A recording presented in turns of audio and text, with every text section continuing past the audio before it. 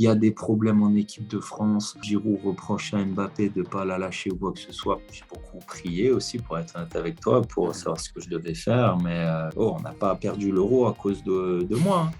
J'ai toujours dû faire plus pour montrer que j'étais capable de jouer dans le 11 de départ. Après, il ne faut pas me demander de faire des trucs que je ne sais pas faire. Je reste dans mon registre. Et du coup, j'ai appris aussi la gestuelle. Bon, je l'ai dit, je t'ai dit en off, il me fallait quelques petites secondes pour me remettre, mais les amis, je suis avec Olivier Giroud, champion du monde, champion d'Europe à 2 reprises. Bref, on va en passer parce que le palmarès est tellement long que je vais passer l'heure à tout énumérer. Comment tu vas, Olivier? Écoute, ça va, merci. Ça va très bien. La vie à Milan se passe très bien, malgré, encore une fois, ces conditions sanitaires un peu délicates. Ouais. On prie pour que tout s'arrange rapidement. Donc voilà, comme je te disais, un peu de homeschooling à la maison avec les 2 grands et on est bien occupé. Ça Ouais. bouge pas mal à la maison. Bon, Olivier, j'étais pendant un petit moment, alors j'ai plein de questions depuis qu'on a lancé le show, ça fait une petite année maintenant. Ton nom, il est revenu de la part des fans, ils ont réclamé ta présence. C'est pour ça que je te dis que tu es Instagram, c'est très bien, parce Ouais. que en général, ça permet de toucher les gens, et toi, ils étaient nombreux à demander à ce que d'une, tu sois sur la plateforme, et deux, que tu viennes dans Call Interview. Donc ça y est, je te tiens. On va commencer par ton actualité, ok? Tu es en Italie, un nouveau championnat pour toi depuis quelques temps maintenant. Tu es Mhm. revenu de blessure depuis plusieurs semaines. Ouais. Déjà au niveau santé, comment ça se passe? Tu as retrouvé tes sensations, ça va?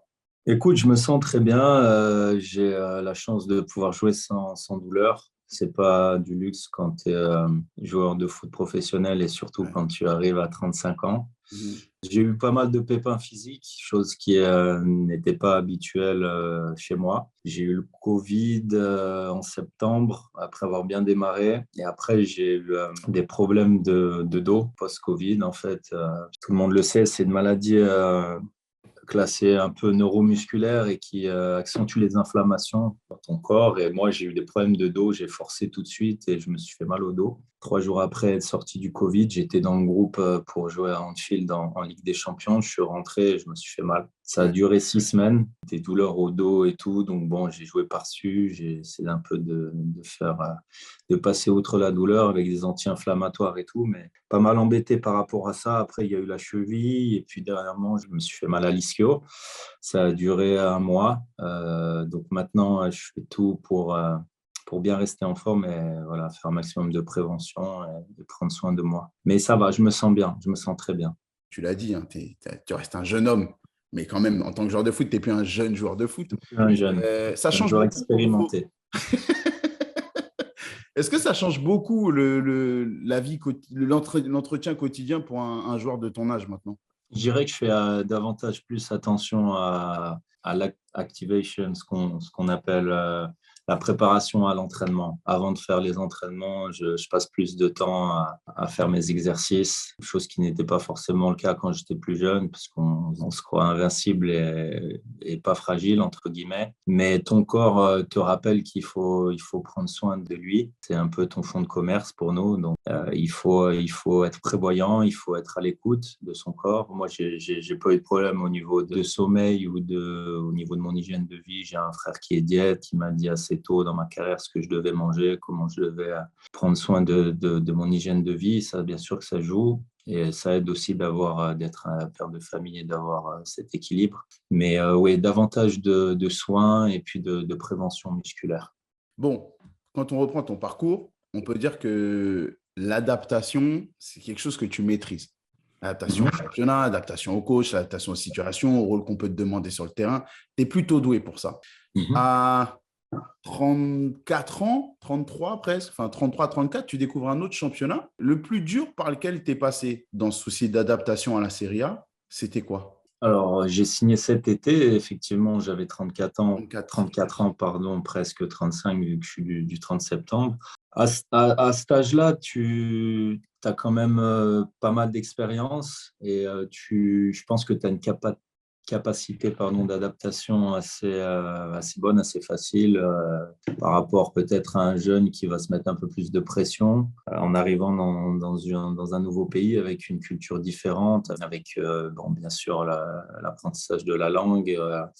Aller vers les autres, ça a toujours été quelque chose de facile pour moi. Je suis quelqu'un de sociable. J'avais quelques bases. J'avais fait en langue vivante 2 italien à l'époque. Donc, puis j'ai des origines aussi italiennes de par mes grands-mères. Donc, je connaissais un peu de vocabulaire, quelques bases. C'est important voilà, pour le pays dans lequel tu arrives, pour les gens, les Italiens en l'occurrence, c'est important de tout de suite se mettre au diapason et de faire les efforts. Ça a été une chose importante où je me suis pas mal débrouillé. Après, sur le terrain, ce qui a facilité aussi mon intégration, c'est que ça parle pas mal français. J'ai retrouvé des mecs que je connaissais. Et au final, ce que me demande le coach sur le terrain, c'est quelque chose plutôt qui n'a pas été trop compliqué pour moi parce que je sais ce qu'il attend de moi et je sais quoi faire. L'adaptation a été peut-être s'adapter aux arbitres qui ont tendance à avoir le sifflet un peu plus léger, plus facile Qu'à la première ligue. qu'en première ligue. Et du coup, j'ai appris aussi la gestuelle. Ça m'a fait rire quand il y a des commentaires qui sont sortis là-dessus, mais pour être honnête avec toi, j'ai été agréablement surpris par le championnat italien. Je savais que le championnat avait retrouvé un peu de ses vertus de l'époque de la grande Serie A avec le Grand Milan, à l'époque du Grand Milan où j'étais fan. Et il y a plus d'équipes compétitives ces dernières années, et surtout aussi en Champions League.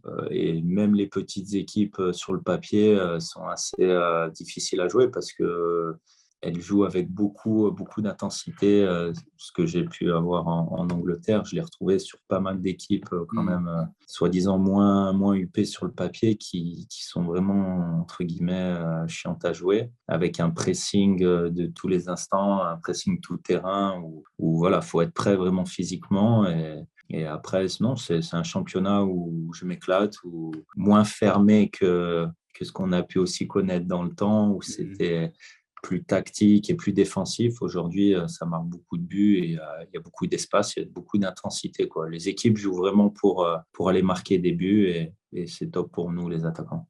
Bon, je suis obligé de te parler de comment ça s'appelle, des conditions dans lesquelles tu es arrivé. Parce que j'ai l'impression qu'à chaque intersaison, j'entendais les mêmes commentaires te concernant, c'est-à-dire c'est la fin, faut changer, il peut plus faire certaines choses, il arrive au bout. J'aime ça chez toi, tu vois, cette capacité à, pour rester poli, à fermer des bouches. Ouais.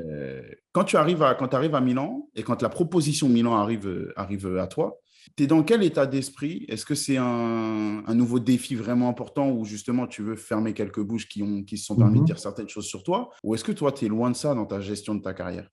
Comme le dit mon frère, comme le dit certains de mes coéquipiers que j'ai pu fréquenter à l'époque, que ce soit en équipe de France ou à Arsenal, des proches, et ils m'ont toujours dit, Olive, toi, tu t'es construit un peu dans l'adversité, tu vois, quand tu es le meilleur, quand tu es un peu dos au mur.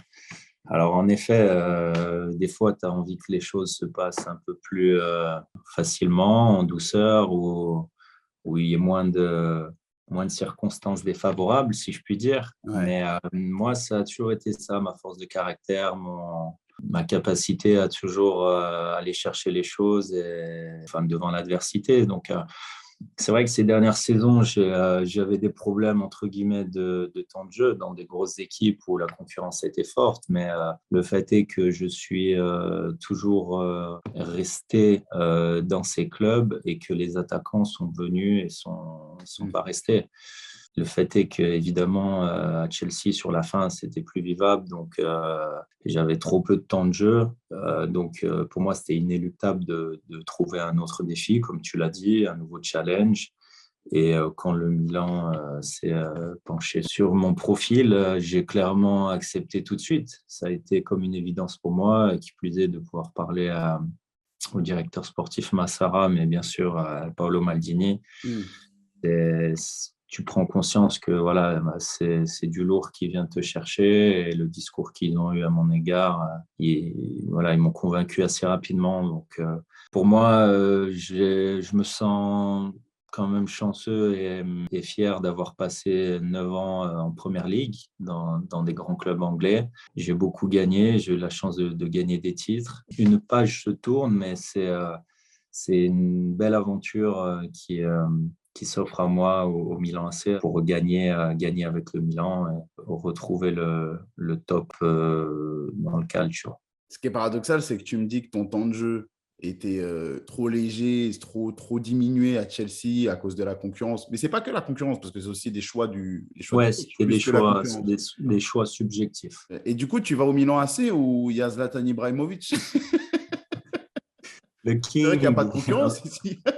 Non, ici, en plus, ouais, il prend beaucoup de place. Mais non, pour moi, je l'ai vu comme un défi, un challenge, quelque chose qui allait me booster, évoluer au quotidien à côté d'un mec comme Zlatan. C'est une chance. Je l'ai pris comme une opportunité de continuer encore à apprendre. C'est un exemple pour beaucoup d'attaquants. Moi, quand j'étais plus jeune, j'aimais beaucoup son profil et aussi sa force de caractère, le fait de toujours vouloir être exigeant, que ce soit avec lui-même ou avec ses partenaires. Et on le ressent aussi au quotidien ici. Donc, euh, oui, il y a une concurrence, elle est saine. On joue clairement un match sur deux chacun. Le coach la gère très bien. Ouais. Comme je te disais, moi, les 3 derniers mois à Chelsea, je savais que le coach voulait du sang neuf et je voulais des joueurs plus jeunes et avec des profils différents. Donc, je savais que c'était fini. D'ailleurs, je l'expliquais dans mon bouquin, dans mon autobiographie. Ça a été, quand on est rentré de la Champions League, il me restait 1 an de contrat parce qu'ils avaient levé l'option, mais je sentais, quand on s'est dit au revoir, que voilà, c'était la fin et que j'allais certainement quitter l'Angleterre. Et je sortais de cette victoire en Champions League où, au passage, pardon, j'avais fini meilleur buteur de Ouais, l'équipe c'est en ce que j'allais Champions dire. League.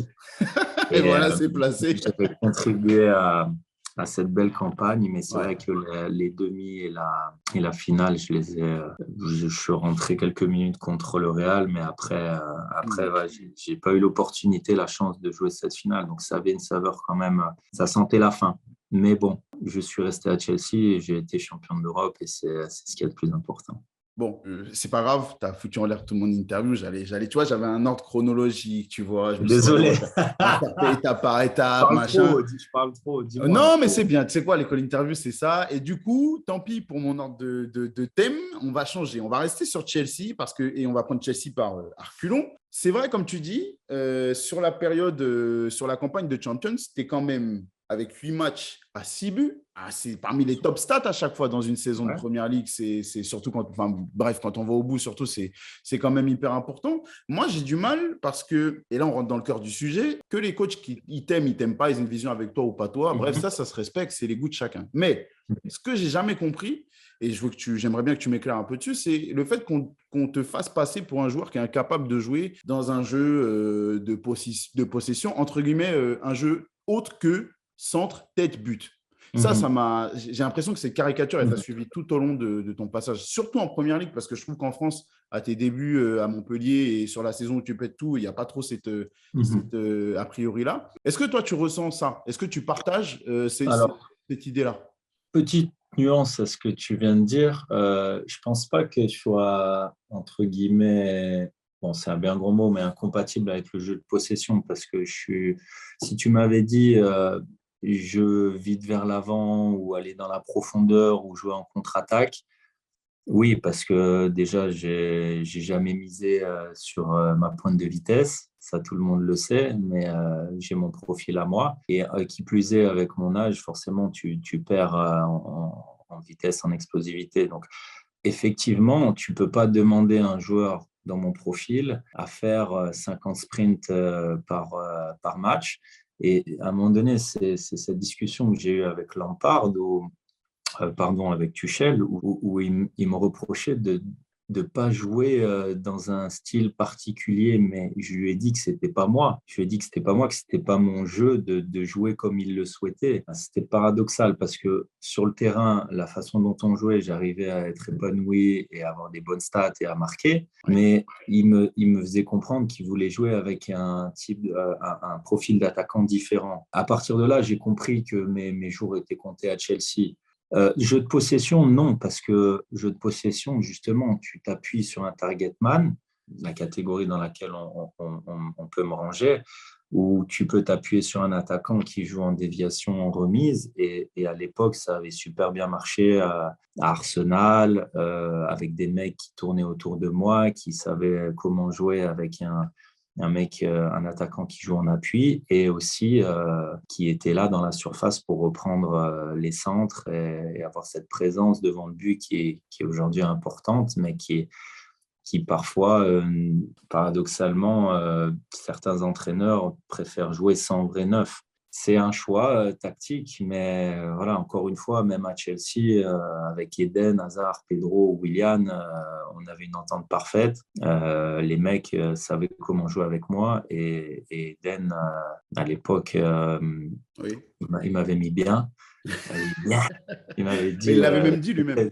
Il Ouais, avait c'est dit vrai, lui-même qu'il préférait jouer avec il toi. l'avait dit dans la presse. Ouais, il avait peut-être un peu exagéré, mais j'étais l'un des peut-être meilleurs targetman du monde. Donc, ouais, à cette époque-là, on était complémentaires. Donc, on était plus dépendants de Eden que de moi, mais on avait cette entente qui marchait très bien et où il se servait de mes qualités. Mais voilà, donc voilà. Alors, tu as raison. Tu as raison de me reprendre parce que c'est pas possession. C'est pas possession que j'aurais utilisé comme terme.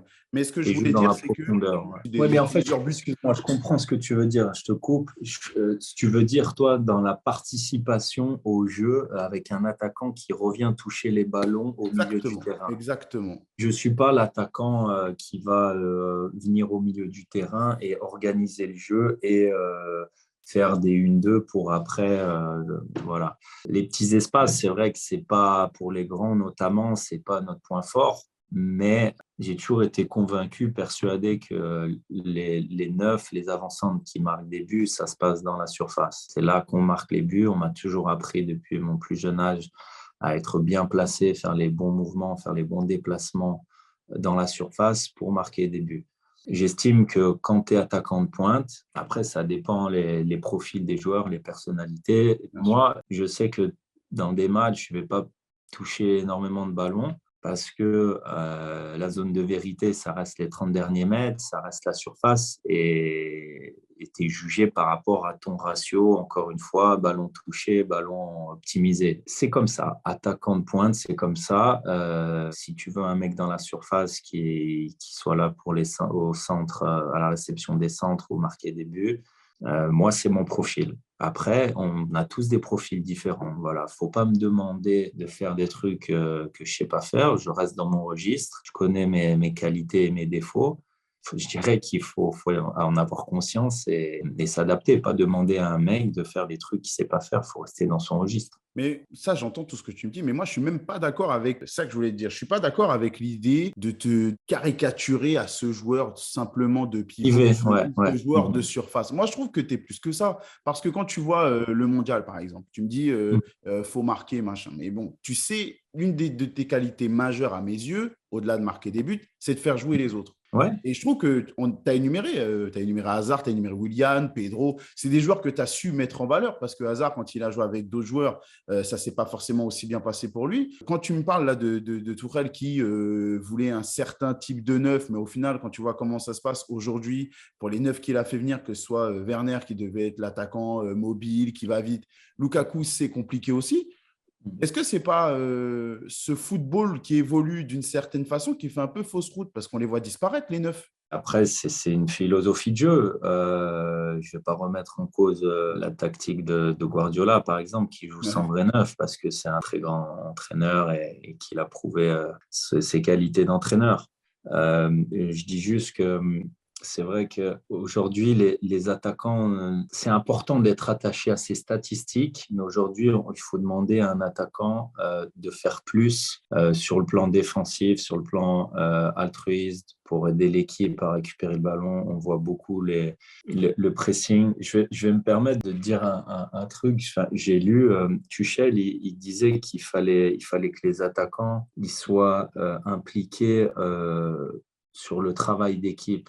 Et en fait, lui, sa philosophie, c'est aussi le pressing haut pour récupérer le ballon haut, pour avoir cette mainmise sur le match, cette domination écrasante. Aujourd'hui, dans le football actuel, tu ne peux pas te permettre de jouer avec un attaquant qui ne défend pas pour l'équipe, qui ne fait pas les courses j'ai l'habitude de dire do the shit people don't see. C'est aussi ça. Un attaquant doit être capable de se sacrifier un peu, faire le sale boulot, le boulot défensif. Et moi, pendant cette Coupe du Monde, comme tu l'as dit, j'aime faire jouer les autres, mais j'aime aussi aider l'équipe à, sur cette Coupe du Monde, garder un résultat. On a été devant au tableau d'affichage toute la compétition, sauf 9 minutes contre l'Argentine. Donc, qu'est-ce qu'il fallait faire à un moment donné? C'était garder le score. L'objectif, c'était de gagner les matchs et chaque match était difficile, assez difficile à gagner. On a fait le boulot, on s'est tous battus les uns pour les autres. Et au final, ça a rendu quelque chose d'extraordinaire. Mais encore une fois, les attaquants modernes doivent être capables de faire ce boulot-là. Bon, on revient à Chelsea et que Chelsea. Je ne vais pas te fixer sur Tourelle, je vais faire un bilan un peu général. Il y a Antonio Conte qui te fait, qu'on a chez les Spurs. Antonio Conte qui veut te faire venir, qui se bat pour que tu viennes à Chelsea notamment. Qu'est-ce qu'il te dit de différent des autres coachs que tu connais après à Chelsea? Qu'est-ce qu'il te dit, lui, sur le rôle qu'il aimerait te confier et sur le discours un peu sportif général qu'il y a autour de toi? Qu'est-ce qu'il te dit pour te convaincre de rejoindre Chelsea? Alors, à cette époque-là, je ne lui ai pas beaucoup parlé avant de signer, Ouais. mais j'ai senti qu'il voulait clairement me faire venir pour épauler Alvaro Morata à l'époque à la pointe de l'attaque. Je pense qu'il aimait bien mon profil de joueur d'appui, un style un peu différent que celui de Morata, et aussi il est vrai, à l'époque, avait pas non plus une efficacité extraordinaire. Ouais. Donc, il avait besoin d'un autre attaquant. Voilà, le fait est que moi, j'étais dans une position délicate à Arsenal avec la case qui venait d'arriver à l'été dernier. D'ailleurs, je me suis posé la question s'est posée, savoir si j'allais quitter le club à l'été 2017. Ouais. Ça Ouais. ne s'est pas fait, mais en janvier 2018, quand le coach Wenger, je sens qu'il veut faire venir Obama. Je lui dis, écoutez, coach, moi, j'ai besoin de jouer. En plus, j'ai la chance de jouer une Coupe du Monde et je veux la jouer pleinement et avoir un rôle important. J'ai besoin de jouer. Donc, si vous voulez le faire venir, laissez-moi partir. Et là, il a été classe. Et je le dis encore dans mon livre, je lui dois beaucoup parce que c'est lui qui m'a fait venir en Première Ligue. C'est lui qui m'a donné l'opportunité de vivre mon rêve.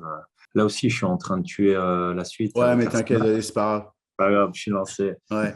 C'est quelqu'un c'est un gentleman parce qu'il m'a dit, voilà, il aurait pu me bloquer ou me faire croire que j'allais avoir un peu de temps de jeu. Et au final, il a complètement compris ma situation et il a pris le temps la veille de la clôture du mercato hivernal, le 30 janvier. On est à Swansea. Dans la salle de meeting, on fait un call avec Marina, Chelsea, en charge des négociations, et on trouve un arrangement. Et le 31 janvier, j'étais un joueur de Chelsea, j'étais un Blues. Ouais, à cette époque-là, bien sûr que c'était important pour moi de retrouver du temps de jeu. J'en ai eu plus à Chelsea. L'adaptation a été bonne et surtout, la philosophie de jeu de Conte me convenait bien.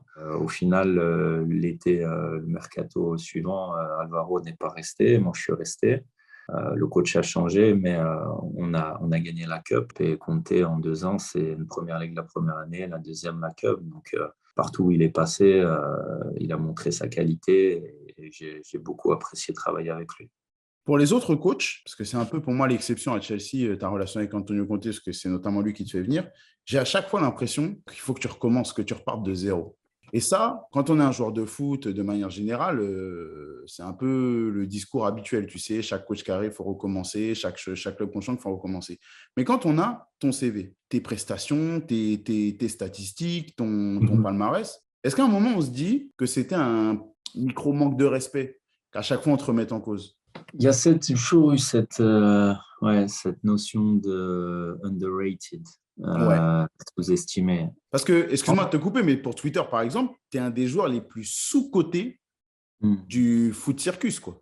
Écoute, je ne sais pas si c'est une question de profil d'attaquant un peu old-fashioned, comme on dit, target man, ou aujourd'hui, ce qui fait rêver les jeunes, c'est 3 passements de jambes, un petit pont et voilà, des trucs des trucs qui sont impressionnants parce que c'est des joueurs qui font rêver les jeunes. Mais un attaquant, c'est pas que ça, c'est aussi son efficacité, sa capacité à marquer des buts et à faire jouer les autres. Chacun son profil. Encore une fois, je vais pas faire ce que je sais pas faire. Je suis dans mon registre et ça, c'est important d'en avoir conscience, de jouer sur ses qualités. Sous-estimé, oui, parce que en termes de statistiques et de performance, j'ai toujours prouvé, que ce soit avec Conte, Sarri après, avec toujours des titres un rôle important dans l'Europa League, où je finis meilleur buteur quand on gagne l'Europa League cette année, avec une finale extraordinaire contre Arsenal, où je mets un but, une passe D et je crée le penalty. L'année d'après, je reste encore à Chelsea parce que je pense que j'ai encore à apporter à l'équipe. Mais on met un petit jeune dans les pattes avec Tammy Abraham qui est très talentueux et qui découvre la Première Ligue. Ça a toujours été. Le football est un éternel recommencement. C'est une remise en question chaque semaine après semaine. Et pour moi, je pense que ça m'a permis de toujours sortir de ma zone de confort et de jamais de m'endormir sur mes lauriers, entre guillemets. Ouais, On me l'avait ouais. reproché au début de ma carrière un peu de me dire vas-y, mets-toi un coup de pied aux fesses, va chercher les choses. Et peut-être que moi, dans ma carrière, ce qui m'a permis de me surpasser, de donner le meilleur de moi-même, c'est toujours d'avoir cette concurrence qui m'a fait avancer, cette concurrence qui m'a toujours boosté, tu vois.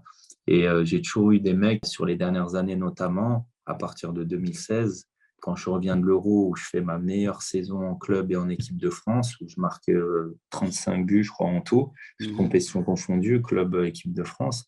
En 2016, quand je reviens de l'Euro, le coach Wenger me dit, après une compétition internationale, il faut du temps pour récupérer. Et il me fait comprendre que je vais revenir, mais progressivement. Et en fait, là, il commence à jouer, à changer son fusil d'épaule un peu, à essayer Walcott en pointe et même Alexis Sanchez. Et à partir de là, c'est vrai que toutes ces années, depuis 5 ans, 5, 6 ans, j'ai toujours dû faire plus pour montrer que j'étais capable de jouer dans le 11 de départ. Et, euh, et au final, c'est là où j'ai été vraiment performant et où j'ai pu m'éclater et gagner tous les titres majeurs que j'ai eus après celui de Montpellier. Voilà, c'est l'histoire de ma carrière. Toujours, je pense que c'est aussi un bon exemple pour les jeunes parce que même quand on te dit que tu pars pas numéro un, tu vois, il faut toujours travailler, rester de son côté, essayer de pas trop l'ouvrir parce que ça peut plus te desservir qu'autre chose, mais montrer que tu es là, tu as le bon état d'esprit, bosser dans ton coin, et après, les choses se feront naturellement. Et pour ma part, j'ai eu la chance de gagner des titres majeurs et d'être là au bon moment, au bon endroit, de faire le taf. Et voilà, après, je sais plus ce qu'on disait, du coup, je suis parti un peu de partout, mais Non, non, tu as répondu, tu as très bien répondu à ma question. C'était le fait d'à chaque fois devoir recommencer. Est-ce que de c'était se pas un manque remettre de en respect? question, ouais. Ouais. Mais c'est bien parce que, alors évidemment, je vais faire mon petit travail de youtubeur en disant parce que tu me régales depuis tout à l'heure en disant de s'abonner, voilà, plus de contenu de la sorte et tout. Mais au-delà de ça, moi, ce qui me dérange, c'est que tu vois, tu me parles de Tammy Abraham, par exemple. Tammy Abraham, c'est sous Frank Lampard à Chelsea. Mhm. Ouais. Du coup, comme je t'ai dit, tu as foutu en l'air mon interview parce que maintenant, on va prendre du bout par bout un petit peu partout. Avec Chelsea, c'est Tammy Abraham sous Lampard. On parle d'un gamin, et avec tout le respect que j'ai pour lui, hein, parce que Mhm. j'adore le joueur, mais on parle Mhm. d'un gamin qui a certes fait une super saison l'année d'avant Aston Villa, En Championship à Aston Villa. ouais. Mais bon, toi, en comparaison, on parle d'un mec qui est établi en première ligue depuis plusieurs saisons maintenant. On te met en concurrence avec lui. Et surtout, c'est que dans la bouche de tout le monde, c'est lui qui part en titulaire en début de saison, tu Mhm. vois. Alors, à la Ouais. rigueur, qu'on te le mette dans les pattes, comme tu dis, bah, moi, ça, je trouve ça légitime. Enfin, faut pousser, Les c'est la grands clubs concurrence ont du besoin foot. de plusieurs grands attaquants. Voilà, ça, je trouve ça normal. Par contre, qu'il Normal. arrive avec le statut de titulaire, Mhm. en comparaison à ce que toi, tu as accompli, ce que tu es Mhm. et ce que lui pourrait devenir plus tard, Mhm. ben, c'est là où je parle d'un petit manque de respect. Toi, ça t'a pas piqué de cette façon-là? Si, au début, pour être honnête avec toi, ça m'a piqué et ça m'a surpris parce que en sortant encore une fois de la saison où on est Ah champion oui, d'Europe en Europa League, oui. où je joue une part importante pour aider l'équipe à gagner ce titre, je finis 11 meilleur buts. buteur, je marque 11 buts, je fais une super finale. Je reviens après l'été boosté, monté, voilà, gonflé à bloc, remonté comme une pendule, comme on dit. Ouais. Et là, je vois pré-saison et tout, donc le coach est parti aussi, Sarri, et donc Frank Lampard qui décide de faire jouer pas mal de jeunes Anglais. Mhm, mhm. Il a été bien inspiré parce qu'évidemment, ça a permis à certains jeunes du club d'éclore. Callum Hudson-Odoi, Mason Mount, Ouais. Reece James, j'en passe, Christensen aussi, qui a eu plus de temps de jeu sous son air. C'était clairement la politique de Franck à l'époque d'avoir une équipe un peu plus jeune et aussi le fait qu'il n'ait pas pu recruter à cette époque-là. Je Mhm. pense que, tu vois, les médias étaient plutôt indulgents avec lui. Malgré tout, cette interdiction de recruter, ben, on s'en sortait plutôt pas mal, tu vois. Donc, le fait d'injecter un peu de sang neuf et de mettre des jeunes Anglais, pourquoi pas? Mais c'est vrai que ce qui nous a dérangé, enfin, ce qui m'a dérangé, bon, je dis nous parce qu'il y avait Michi aussi, Ouais. Batshuayi, Ouais. c'est qu'on s'est retrouvé la plupart du temps à être sur le banc numéro 2, numéro 3. Et à terme, même si moi je faisais le boulot quand je jouais, au final, il a fallu que j'ai une discussion avec Franck parce que j'étais à deux doigts de partir en janvier, à signer d'ailleurs pour l'Inter. Voilà, je suis resté. Après, le destin, j'ai beaucoup prié aussi, pour être honnête avec toi, pour Ouais. savoir ce que je devais faire, mais j'ai bien fait d'y rester parce qu'après, c'est passé ce qui s'est passé à Chelsea. Mais c'est vrai que pour moi, au début, pour moi, c'était un peu donner les clés trop rapidement aux Bah jeunes, oui. tu vois. Bah oui. Ah, manque de respect, j'aime pas ce mot-là parce que c'est un grand mot et je pense pas que c'était ça, mais peut-être qu'il n'y avait pas assez il y avait pas assez de confiance envers du coach à mon égard. Ouais. Et il pensait que voilà, tout de suite mettre dans le grand bain un jeune qui découvrait la première ligue.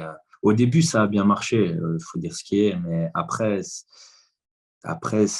une saison, c'est longue et il a eu du mal quand même à enchaîner. Donc, et ce qui est normal, une saison Première Ligue, c'est long, c'est éprouvant, c'est dur, c'est le très très haut niveau, c'est le meilleur championnat d'Europe. Donc, et c'est compréhensible. Mais après, au final, j'ai eu plus de temps de jeu parce que je lui ai montré que j'étais prêt à faire face à la concurrence et que voilà, quand il a fait appel à moi, j'ai répondu présent. En parlant d'état d'esprit, aujourd'hui, on est dans un monde de foot où les médias, les réseaux sociaux, même si toi, tu viens de redébarquer sur Instagram, donc tu es un peu décalé par rapport à tout ça, mais ça montre un petit peu un trait de caractère. Les gens aujourd'hui, les attaquants surtout, quand ils sont mis sur le côté, au bout de 3 matchs, souvent, il y a une déclaration. Il y a une célébration d'un but où il en profite pour remettre un petit peu tout le monde à sa place. Il y a des interviews. Le dernier exemple en date, c'est Lukaku. Je tire sur personne, mais le dernier exemple en date, c'est Lukaku qui avait fait une interview dans le média italien en disant qu'il n'était pas content de sa situation. Toi, jamais, toi. Alors, si on t'a tiré les verres du nez, un peu comme je suis en train de le faire aujourd'hui avec un peu de décalage, mais tu n'as jamais de toi-même fait un gros coup de gueule, tu n'as jamais utilisé des célébrations pour régler tes comptes avec tes entraîneurs qui t'ont mis maintes et maintes fois des joueurs dans les pattes. On parlait de l'exemple de Tammy Abraham, ça c'est un cas parmi tant d'autres. Tu n'as jamais fait grève pendant les mercatos, tu n'as jamais, bref, eu ce comportement un petit peu de enfant gâté ou gamin ou caractériel, on peut appeler ça comme on veut. Pourquoi? Quand tout le monde le fait et quand le micro il est tendu à chaque fin de match pour te dire ah, t'es fort, t'as marqué. Le coach, il n'avait pas confiance en toi. Je les vois, les médias anglais, le faire à chaque fois que tu sortais Ouais. d'un match de foot. Pourquoi est-ce que toi, c'était jamais venu à l'esprit de faire ça? Non, je pense que c'est ma ligne de conduite, c'est ma personnalité, je suis comme ça, j'ai été éduqué comme ça. C'est dans le calme et la confiance que sera ta force. Ésaïe 30, verset 15. Voilà, c'est aussi ça ma force, c'est le fait d'être quelqu'un de positif, calme, tranquille, serein, sûr de mes forces, mais avec beaucoup d'humilité. Et je fais pas de vagues, je fais pas de vagues. Et encore une fois, le fait de l'ouvrir, des fois, il vaut mieux tourner. Tu auras pu le remarquer, je suis fan des petites expressions Ouais, je vois françaises. ça, ouais. Il vaut mieux tourner 7 fois sa langue dans sa bouche avant hein. Ouais. Donc des fois, il vaut mieux rien dire et garder sa frustration à l'intérieur, la transformer en énergie positive et la retranscrire sur le terrain. Moi, ma force, c'est ça, ça a toujours été ça. Et encore une fois, tu perds plus à l'ouvrir des fois qu'autre chose. Ouais. Le temps passe, je ne vais pas te garder trop longtemps. Mais j'ai quand même un dernier sujet à aborder avec toi, et il est cher à ton cœur, à tes yeux, c'est l'équipe de France. Donc, je suis obligé, Olivier, d'en parler avec toi. Évidemment, il n'y a pas de souci, j'ai pas de problème avec ça. Surtout que l'équipe de France, c'est pour moi, l'équipe de France, Olivier Giroud, c'est des bons moments. Je Ouais. suis obligé d'en parler. Évidemment, n'oubliez pas de vous abonner pour continuer à avoir des contenus comme l'interview avec Olivier aujourd'hui. Tu me parlais de tourner cette fois sa langue dans sa bouche. Tu as foutu mon interview en l'air, tant pis pour toi. Du coup, on va aborder le sujet équipe de France de cette manière-là. Ce n'est pas du tout ce que je voulais faire. Mais il y a une fois où tu as parlé. Une Ouais. fois. Et je veux avoir là maintenant que j'étais au calme et tout, je veux avoir ta Mhm. vision des choses parce que je trouve que ça a toujours été mal interprété, posé de différentes manières et tout. Je vais en profiter pour en parler avec toi. Cette déclaration que tu as au sortir d'un match de l'équipe de France avec, selon ce qui a été dit en ligne de mire, Kylian Mbappé et un certain comportement sur le terrain, est-ce que Mhm. tu peux me dire ta version, ton envie de passer un message, ce que tu voulais passer Mhm. comme message et comment ça s'est passé? Est-ce que tu peux me le dire? Alors, je me doutais bien que tu allais l'évoquer et j'ai aucun problème avec ça. J'en ai déjà beaucoup parlé dans la presse, Ouais. avec beaucoup d'honnêteté, beaucoup de franchise. Je vais te répéter les mêmes choses. La vérité, elle est la suivante, c'est que je sors d'un match. Donc après, il faut remettre les choses dans le contexte. Voilà, c'est ça que je veux, remettre les choses dans Il le faut contexte. remettre les choses dans le contexte. L'Euro 2020 se joue en 2021. Ouais, OK. Il y a le retour de Karim en ouais. équipe de France. Je sais, je comprends le rôle que je vais avoir en équipe de France. J'arrive plus tard, je suis à la Champions League. J'ai la chance, grâce à Dieu, de gagner la Champions League. J'arrive plus tard avec l'équipe de France. On est à Nice. Match amical, je ne joue pas et je joue le match d'après parce que bon, c'était trop tôt. On joue la Bulgarie. Je suis dans un état d'esprit à fond derrière l'équipe où je sais quel rôle je vais avoir. C'est frustrant, c'est comme ça. Mais j'ai compris, j'ai écouté ce que m'a dit le coach et ça a été surprenant qu'il rappelle Karim encore une fois, mais c'est comme ça, il faut respecter les choix du coach. Mhm. Et aujourd'hui, ça porte ses fruits parce que l'équipe de France a gagné, bon, même si c'est que la Nations League, entre guillemets, l'équipe de France est de nouveau compétitive après cet euro manqué. Ouais.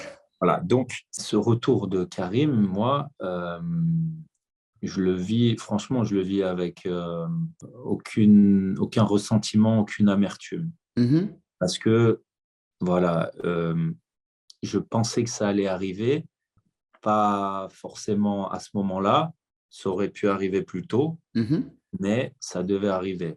Je l'encaisse. Bon, voilà, ça n'a pas été facile, mais j'ai aucune amertume. Après, quand je suis avec l'équipe de France, tout va bien. Et là, tu as ce journaliste, bon, c'est avec ta Karim qui se blesse à la 40e, je rentre, Ouais. et bon, sans échauffement et tout. Voilà. Après, deuxième mi-temps, je touche peu de ballon, mais je fais mon taf. Je mets 2 buts sur 2 occasions. Ouais. Voilà, tout se passe bien. L'équipe de France a gagné. Je reviens dans l'équipe, je fais le boulot, je marque. Ouais. On demande à un attaquant. Et là, tu as le journaliste qui me titille un peu et qui me demande, qui me dit oui, vous avez été discret, mais après, vous avez marqué 2 buts et tout. Et donc là, c'est vrai que peut-être que j'ai manqué et je l'ai dit, hein, peut-être que j'ai manqué de sérénité, j'ai pas bien évalué Le piège? le piège où je l'ai un peu mal pris. Je lui dis, mais comment ça, être discret? Je veux dire, j'ai marqué 2 buts et vous me parlez de ça. J'ai dit la vérité, mon sentiment, mon ressenti sur le match, Mhm. où c'est vrai qu'il y avait des fois, on lâchait pas le ballon dans le bon tempo, comme ça arrive à tous les matchs. Mhm. Et on aurait pu, je reprends mes mots, on aurait pu mieux se trouver. À quelle heure est-ce que je pointe un joueur, un tel, plus qu'un autre? Ouais. J'ai pointé personne, Ouais. je n'ai fait aucun scandale. Et Mhm. là, on est venu me chercher des poux, pour être gentil, enfin, me chercher des ennuis, alors que j'ai pointé personne et que les médias ont interprété Pourquoi? Va savoir. Ah, c'est que eux, ils ont trouvé peut-être Que, que… voilà, que en fait, il y avait un pseudo-problème avec Kylian. Alors que quand j'ai un mec qui, j'estime, ne donne pas le ballon dans le bon tempo ou aurait pu faire un meilleur centre ou quoi que ce soit, gentiment, je le dis sur le terrain, je dis donne-la un peu plus vite ou alors dans ce sens-là, mais toujours dans un but tu sais, avec constructif. beaucoup d'humilité, de respect constructif pour l'équipe Ouais. avec aucun manque de respect à chaque fois. Et je préfère le faire sur le moment, sur le terrain, parce que on est dans le feu de l'action. Ça sert à rien après dans les vestiaires de parler de quoi que ce soit. Ça peut arriver, mais voilà. D'accord. Et j'en parle jamais dans la presse. Hmm. Et j'ai tenu à ne pas parler d'un tel ou un tel. Voilà. D'accord. À partir de là, quand tu regardes ce que j'ai dit, Hmm. et j'ai regardé ce que j'avais dit, puisque j'ai voulu constater par moi-même. Est-ce que j'ai été maladroit? Je ne pense pas. Il y a eu une mauvaise interprétation. Mais le problème, c'est que dans le foot, quand tu fais de la langue de bois, on te le dit, on te le reproche, et après, dès que tu en dis un peu trop, eh ben, il y a des mauvaises interprétations. Et en fait, Hmm. ils ont fait toute une mascarade, toute une mayonnaise. Il y a des problèmes en équipe de France. Giroud reproche à Mbappé de ne pas la lâcher ou quoi que ce soit, pas le servir, pas lui faire de passe. Oh, mais oh, sérieux. Bon, après, on s'est expliqué avec Kylian, je Ouais, lui ouais, ai ouais. expliqué les trucs. Ouais. J'ai joué les pompiers parce que je voulais pas devenir le vilain petit canard qui faisait des problèmes compte tenu aussi de ma situation. Et je voulais Ouais. pas qu'on interprète que j'avais une certaine frustration et voilà. Moi, j'étais tranquille, en paix. Je suis allé m'expliquer avec lui. Ça a duré même pas 2 jours. 2 jours après, à l'entraînement, on se trouvait les yeux fermés dans les petits jeux. Et voilà. Après, le problème n'a pas été ça parce qu'il y a, je veux dire, ce que j'ai dit, c'était banal. Le problème a été tout ce tapage Ouais. médiatique après et des Hmm. personnes qui en ont rajouté et qui ont fait toute une salade de ce truc classique banal, Hmm. anodin, pour chercher, entre guillemets, la merde. Enfin, un chat, un chat. Ouais. Alors que l'équipe de France n'avait pas besoin de ça. Mais cette histoire, encore une fois, elle n'a pas pollué la vie de l'équipe de France. Hein. Ça a Non. duré 48 heures. C'était les matchs amicaux. Il y avait encore plein de temps pour se préparer. Oh, on n'a pas perdu l'euro à cause de moi. Hein. Non, mais attendez, il faut se détendre. Donc voilà, après, on a mis les choses au point Ouais. et il faut arrêter. Il faut arrêter de. D'accord. Voilà, c'est D'accord. moi ça m'a gonflé. Quoi. J'ai En 34 fait, ans. je t'en parle, je me sens obligé de t'en parler parce que juste en plus, avant, et je t'avoue, c'était même pas calculé. En vrai, pour être complètement honnête avec toi, dans les thèmes que j'avais envie d'aborder avec toi, il y était même pas. Mais en fait, comme je viens de dire, tu n'es jamais sorti dans la presse, tu n'as jamais Ouais, fait part de tes états d'âme, non, je me mais suis dit, c'est je vais me faire pareil. taper dessus si je ne le dis Tu pas. vois, c'est pareil que. Non, non, mais il n'y a pas de souci. Tu vois, je suis là pour être franc, honnête. Y a pas de souci, on parle sans filtre. J'ai rien à cacher et j'assume tout. Il y a une fois aussi où, à l'époque, quand Karim marquait moins en équipe de France, tu as un journaliste, de par sa Ouais. question, et après, ça a été repris, de par sa question, a réussi à me faire dire je veux être numéro un, quoi. Alors que les gens qui me connaissent et tout, ils savent très bien que j'ai jamais dit ça. Quand tu es en équipe de France et que tu as la chance de porter ce maillot bleu et que Ouais. tu goûtes à quelques minutes, évidemment que ton ambition, c'est de jouer plus et de devenir titulaire. Tu as envie, Ouais. évidemment, tu as envie, mais à aucun moment j'ai dit je veux être numéro un. J'ai dit j'aspire à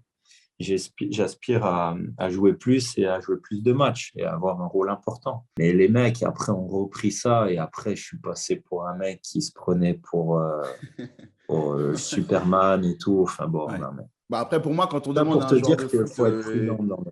quand on demande à un joueur de foot, est-ce que tu veux jouer plus, il va pas te dire non. Bah évidemment, tu n'es pas Donc, là pour vouloir être sur le banc. bah oui. Donc voilà, Donc, donc, bref, mais c'est un peu chercher c'est chercher les voilà, problèmes. c'est Bon, on va ça. pas, j'ai pas besoin de le dire, mais on va le dire quand même. L'équipe de France, c'est hyper important à tes yeux.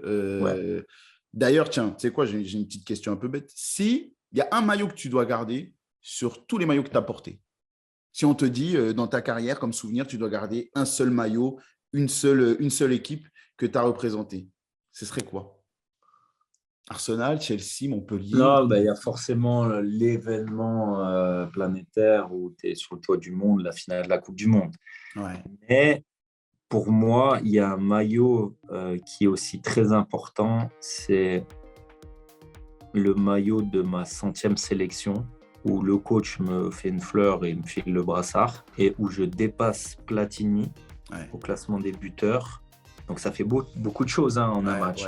100e, brassard, je dépasse Platini, et je fais la célébration quand je marque de la naissance de ma fille, qui venait de naître quelques semaines auparavant. Et cerise sur le gâteau, qui est le coach lors de ce match? Andrei Shevchenko, mon joueur quand j'étais petit, mon modèle. C'est ton jour. Qui était coach de l'Ukraine. Et en fait, pour moi, tout était réuni ce soir-là. Voilà, lors de ma 100e, je marque mes 41e et 42e buts.